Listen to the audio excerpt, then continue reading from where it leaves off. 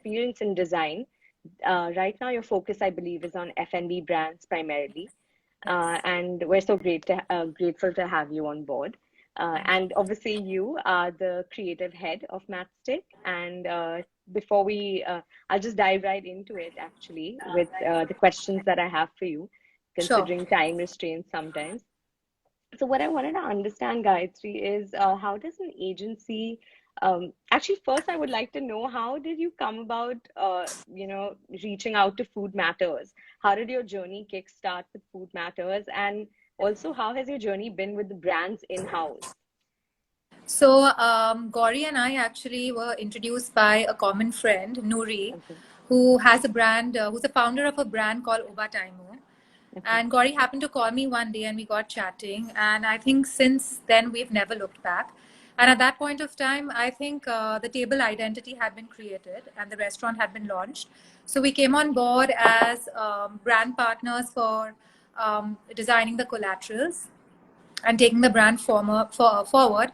And since then, we had Max Street Kitchen, we've had Max Street Bread that's Company, we've had so more recently Ek Tara, Dining Table, The Table Farm, Misty, which is no longer there, but we have May 13.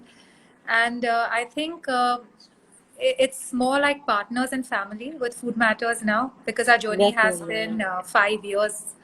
Yeah, journey has been a span of 5 years now. Yeah, I So mean, I even think I've like been here for like almost a year now, and I've seen, in terms of any kind of communication, it's great to have you and Sejal both on board and thank kind of you. guide us through certain communication because it does definitely play a huge part. And we'll dive further into it, into the conversation as to how it really impacts the guests or even, someone's perception about your brand. True. So another question I wanted to ask is, a lot of people do feel that brand identity is also or actually just a brand ideation in general is specific to just a logo or a couple of creatives, but it is so much more than that. It could be a small message, it could be a certain touch point that really goes that extra mile. So what would you suggest, is brand identity? Could you shed some more light as to what certain vital aspects are of it? So I think brand identity per se would be logo design, typography, creating brand manuals. But I think today what a brand requires is much more than that. There are different online and offline touch points. Hmm. And depending on the brand's core values, beliefs, vision, you kind of decide how you take that brand forward. Yeah. So we as design partners would kind of come on as consultants and present the framework and then execute the creatives. Sure. And even beyond creatives, do your brand partners, ask you, like I know we've requested you for certain messages randomly and be like, okay, do you think this looks good? Or, do you think this line works, etc. Sometimes it might not even be in the scope of, a retainer per se, but Yeah. could you like shed some light on certain instances So that may have I been, think Matchstick as the agency we are and the people who we are, I think we're always, I don't think we have a certain box that we create when we actually define the scope of work and partner with our brands. I think it goes way beyond that because we actually build a relationship and we live the brand with them. So, for example, for May 13, whether it was that skylight and on the rooftop that we had to yeah. design that signage and whether we needed neon or we needed like a yellow warm light. So I think we're willing to go that extra mile with all our clients because they are not clients per se. Yeah. I sure, and I think that kind of personalization and that touch right now specifically, the given the situation is so important. So obviously we can't avoid talking about the situation we are in currently. Sure. What I wanted to the next question I had was how has the agency, how has Matchstick been affected by the lockdown? So I think it has been actually a challenging but a super exciting time for us as an agency because even we ourselves had to look inward and rethink. We Hmm. had to assess where we are and where we're going to go and what we're going to offer our clients or our partners. And we truly feel that a new world calls for a new language. And we believe that the ABCs of this new language are going to be that brands would have to reevaluate themselves. They would have Mhm. to realign and revamp. Again, I'm talking from a design perspective. Correct, And yeah. through this lockdown, we've also realized that there has been an emphasis on innovation and design more than ever, more than before for Mhm. sure. There has been drastic movement towards online presence, so online design, whether it's social media, whether we get into emailers, we get into influencers, blogs. Today, I feel design will also have to have purpose. It'll have to be have meaning, and the brand will truly have to connect with its consumers and society. And there will have to be a social responsibility, which a brand kind of move towards or feels or emphasizes. And I think all this is possible only if you retain the core values and beliefs of the brand. So everything ties in with the what the brand actually stands for, and then from there you take it forward. Sure. Okay. Another thing I wanted to check in with you on is in terms of communication being so vital right now, how it impacts, say, someone's decision to take a delivery order or just, even trust your brand at this point. How do you Correct. see that play a part in content from a brand perspective day to day? Sure. So I think again, as I said, brands will have to have a purpose and be mindful. And I think the communication will have to be direct and honest. Mm-hmm. There should be transparency in communication today. And I feel that if brands want to create the right content, they will have to revamp themselves into becoming go-to brands. And go-to brands are simply brands that people can connect easily with. And the content can be stories which are woven around these connections, these relationships that the brand has with its consumers. So, for example, a connect can be with a brand which sets a certain industry standard. For example, we create an amazing safety manual which applies to the doorman to probably the person who's going to serve you Yeah. and all the people in between. Or brands can actually connect with their consumers and show that they care, make themselves more interactive or involve their consumers in a social movement. Mm-hmm. Thereby, again, I come back to social responsibility. You could brands could connect with their consumers even by having a signature innovation or by simply just being disruptive. So you can actually offer something in times like this which is very unexpected.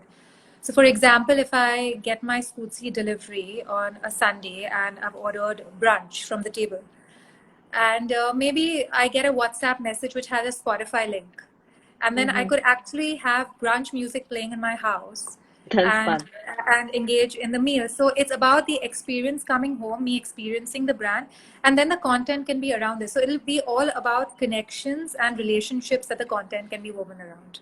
Yeah. Definitely. I mean, I do completely agree that, it's also about bringing certain experiences to people's homes now, considering the lockdown is still very much applicable. But, Yeah. the focus being that eventually we do want to reopen and we do want to get back to how dining was back in the day, which it won't obviously happen immediately. Yeah. But how do you see that? Do you think that it's important for brands right now, or like F&B brands specifically, to set aside resources to really deep dive into great experiences for delivery purposes currently, when eventually that the focus would be to get back to your regular restaurant dining experience and maybe right now just stick to delivery and communication? So I think you would have an online presence. I think the key factor would be that there would be reassurance and safety and hygiene measures that you're transparent about as a brand. Packaging will play a vital role in delivery. And again, packaging can be innovative. So just apart from it being very functional, maybe you can be sustainable. Maybe you can involve maybe you can source locally, maybe you involve NGOs, so you create a certain revenue stream and be socially responsible. Maybe your packaging can carry a brand campaign or a brand story. Yeah. I think So, something like sorry to cut you. Yeah. no, sorry, sir.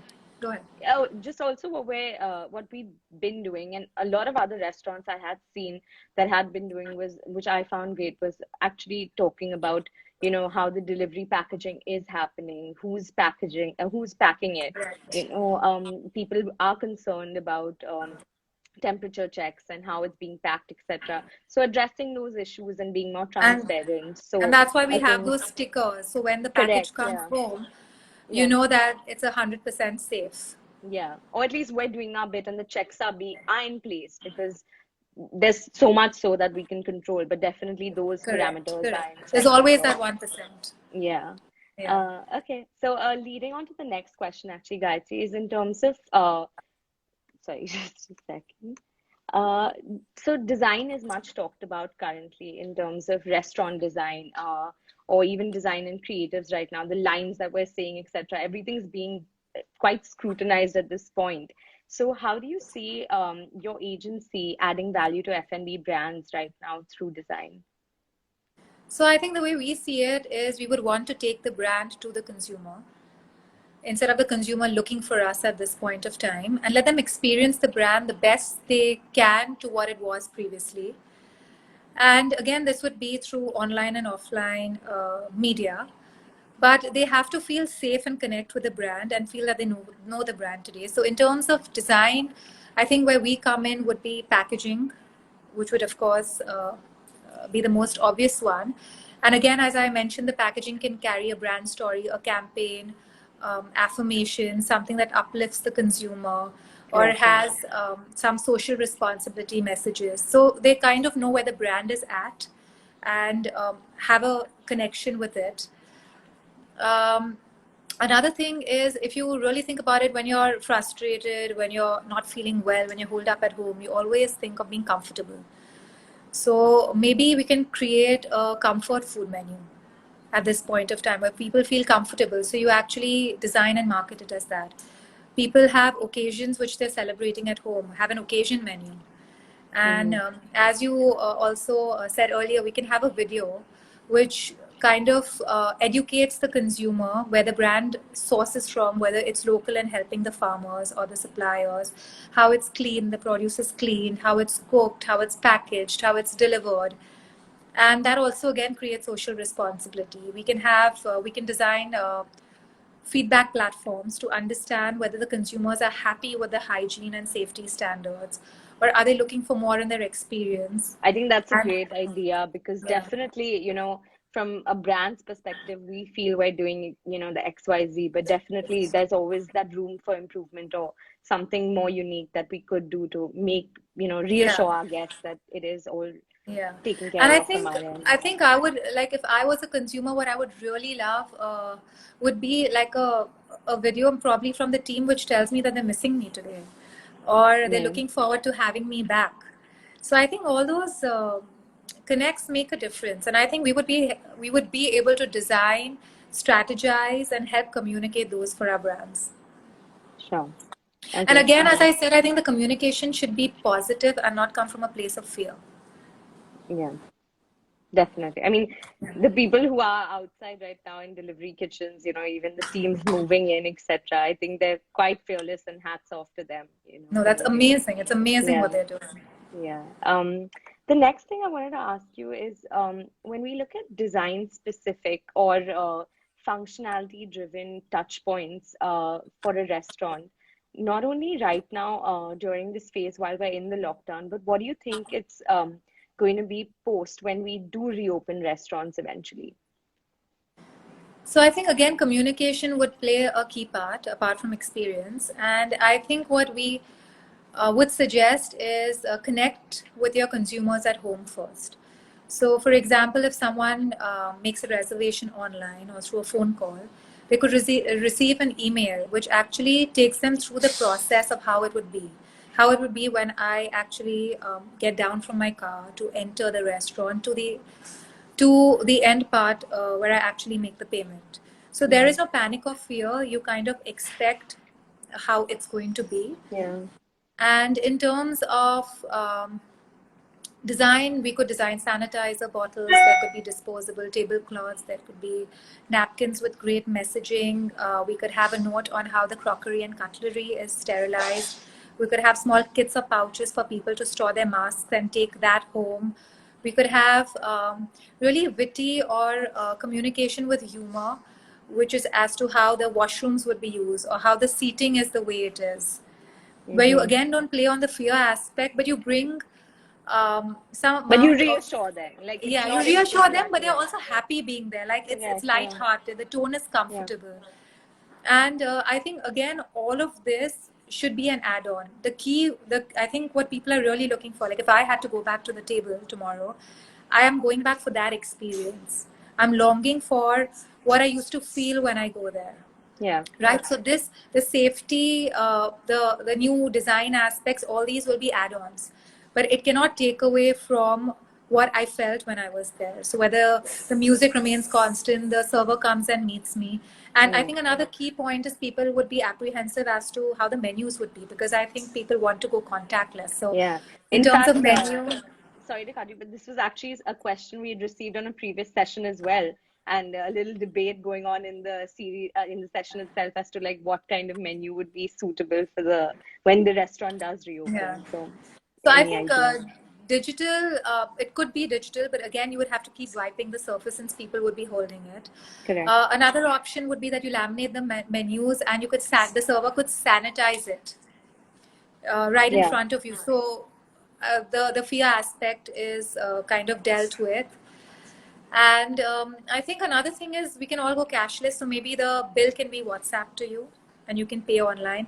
So there'll be certain touch points. And I think this will be a permanent change till we have a vaccine or I don't know yeah, cure, but I think vaccine in place. So till definitely. then, I think these functional and design ideas might work. Yeah, for sure. And hope we can implement so many of them at the table I and hope all so. our chains. Another thing I wanted to ask you, Gayatri, is what are simpler ways in which we can reinforce brand identity today? Back in the day, like we're throwing it back to pre-COVID, pre-lockdown, where elaborate press boxes or really nice GIFs and great content, grids enforced with a lot of design work, a lot of design intensive work. How do we see that shift taking place now with content, and also in terms of how can we reinforce our brand and identity without those?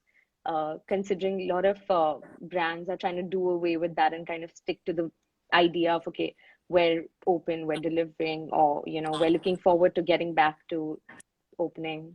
Yeah. So I think, as I mentioned earlier, honesty is key at this point of time. And I think the communication should be very real and about essentials.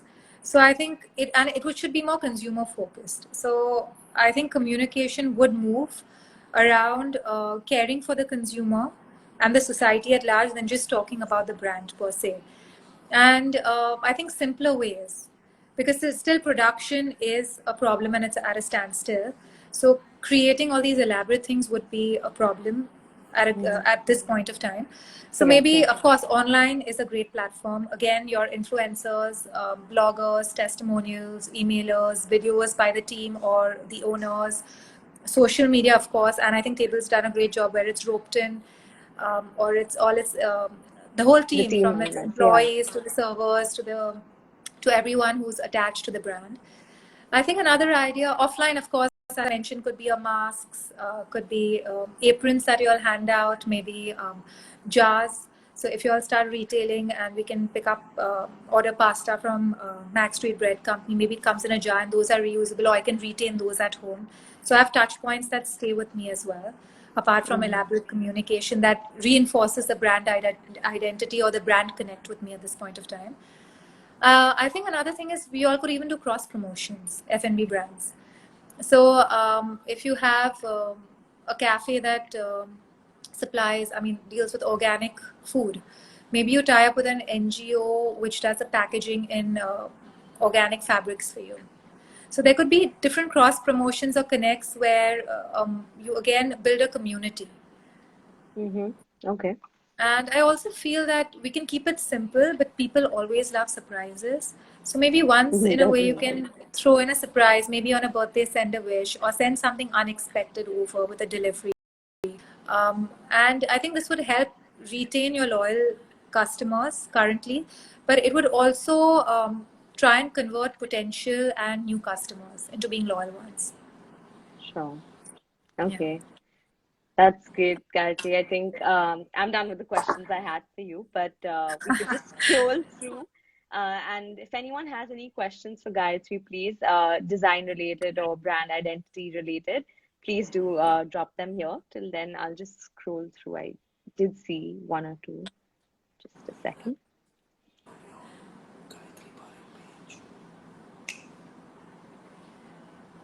Should I also scroll through? Okay, so we have one question. Yeah. How do you build a friendlier relationship with brand partners, and how open are they in general to personalization? So I think people are quite open to personalization, and if you want to build friendlier relationships, I will again talk from the design point of view. It would be the way you communicate. So maybe it's typography, font usage, tone of voice, your messaging, and again that has to tie in with what the brand stands for. But I think also at a time like this, people are very open. People are willing to adapt and Surely, yeah. accommodate a lot. And if you truly want to be perceived as a friendly brand or have partners that are friendly, people are open today. Again, honesty also being key. Yeah, sure. Um, just seeing if we have another question.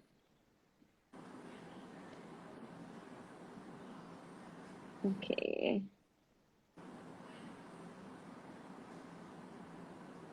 Sorry, just do you think from a designer's point of view, we should set a deadline?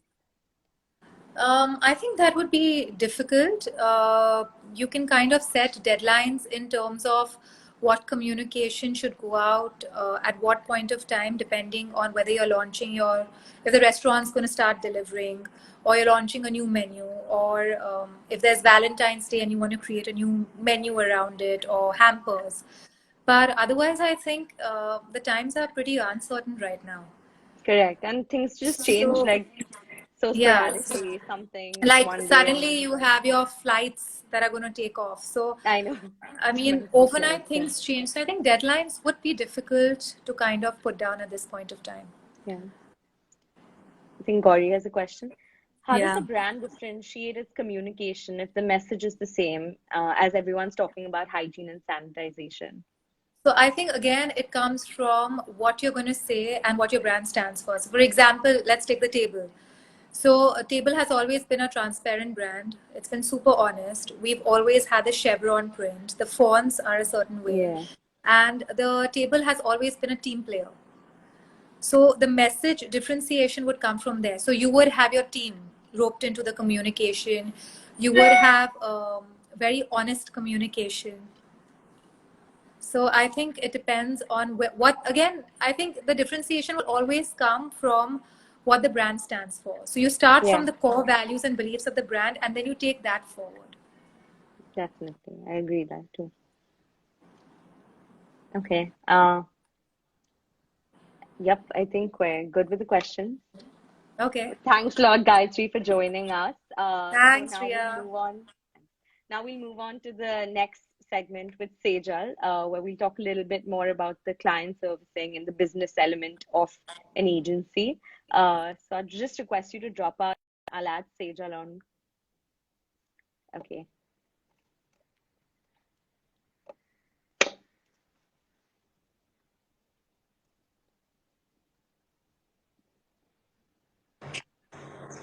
Hi, Hi. how are you?